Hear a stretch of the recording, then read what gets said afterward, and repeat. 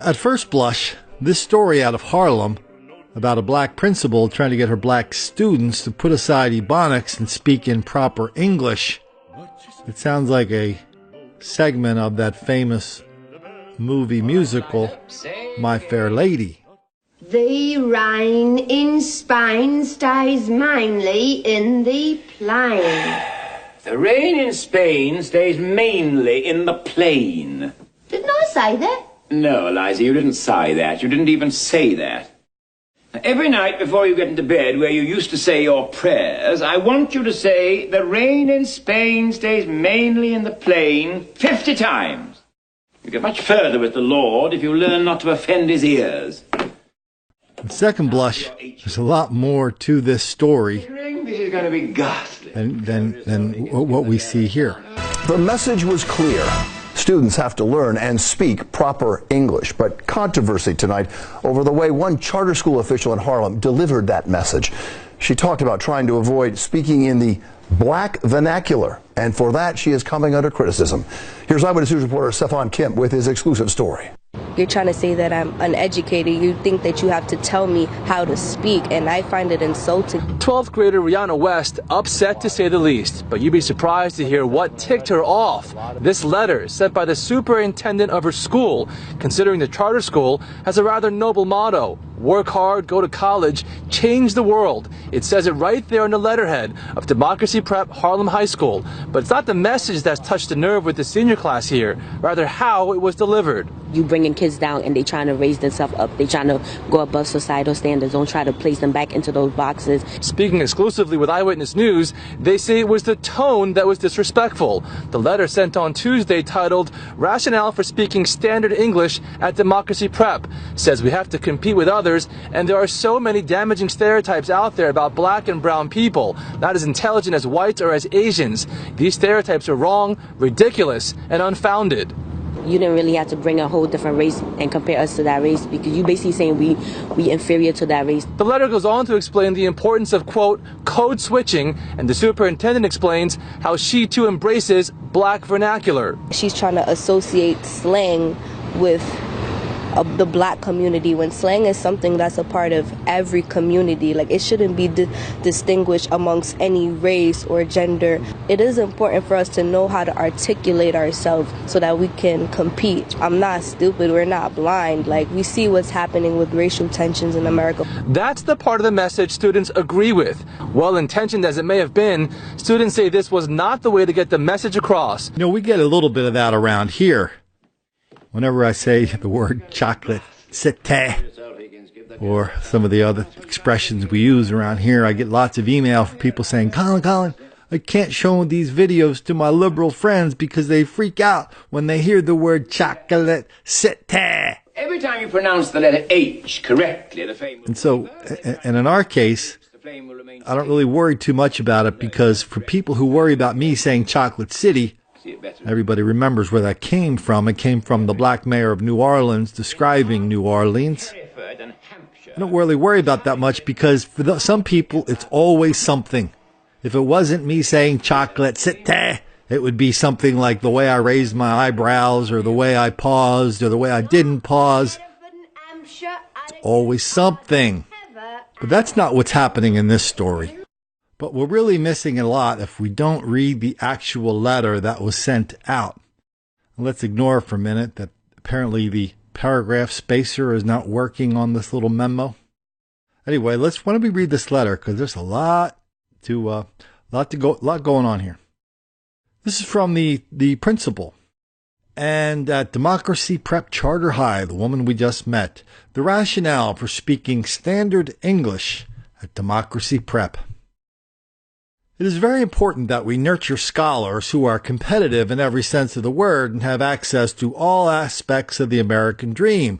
While I don't have rose-colored glasses on and know that there are some very real obstacles in the way of many people of color in terms of accessing the American dream, parentheses, mass incarceration, the overrepresentation of black and brown people in our criminal justice system, racist practices in the housing market, de facto segregation, poverty, racism in the job market, etc., etc., etc. On parentheses. I believe that every single citizen has the right to pursue and achieve the American dream. However, we have to compete with others, and there are so many damaging stereotypes out there about black and brown people. A really horrible ramification of slavery in this country. And unfortunately, there is a pervasive stereotype that black and brown people are not as intelligent as whites or as Asians. These stereotypes are wrong, ridiculous, and unfounded, but they exist nonetheless. Therefore, to ensure that you all can compete with any student in this country when it comes to applying to college, attending college, or entering the workforce after college, we have to ensure that you are practicing standard professional English at school so that people do not prejudge you based on how you speak or assume you know less than you do because you speak in some kind of black vernacular. I, by the way, love the black vernacular, says the principal. I have family from the South, family from Queens and Brooklyn, and family from Jamaica. I love the speech patterns of all of these folks. I talk to them using slang or vernacular every time I see them. Most recently, 2 weeks ago. But I believe strongly that students have to practice standard professional English at school so that they are able to compete fully and articulate themselves in as clear and as forceful a way as is necessary to ensure their success in this country. Code switching, then, becomes a very necessary skill.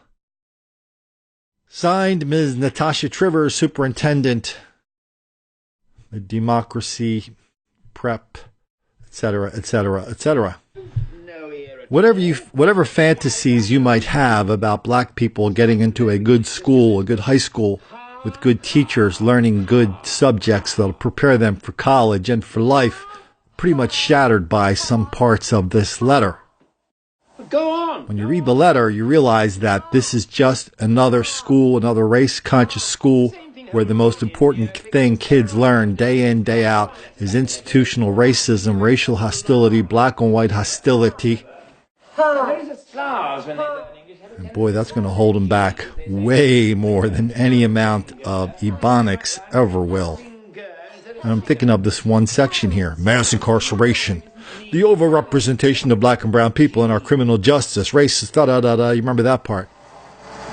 I mean, when you have a list like that, all I want to hear in the very last clause is somebody saying, for no reason whatsoever. I want people to say, the mass incarceration, yeah, a lot of black people in prison for no reason whatsoever. Overrepresentation for no reason whatsoever.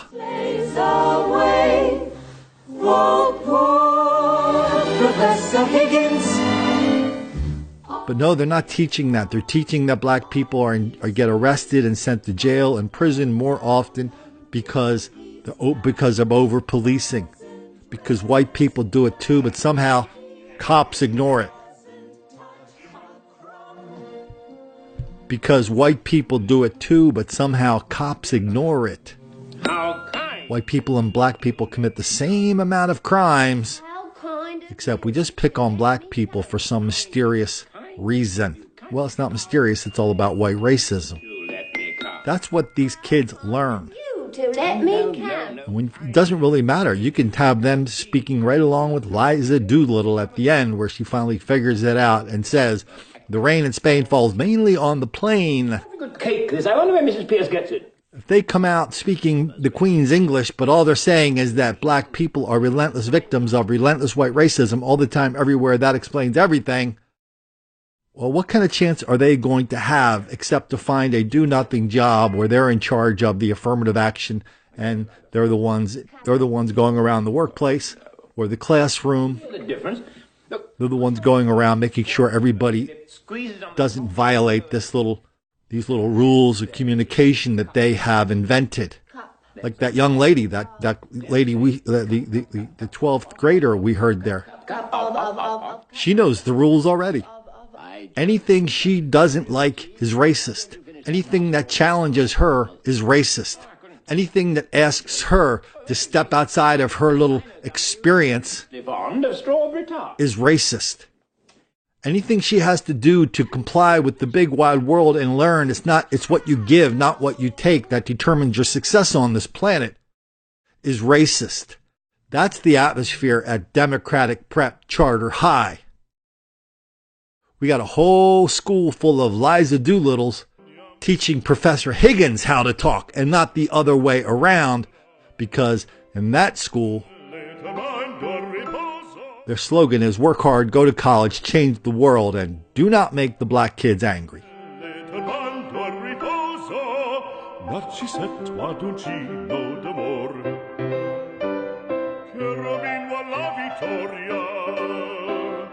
Alle gloria militar, cherubin la vittoria, alle gloria militar, alle gloria militar, alle gloria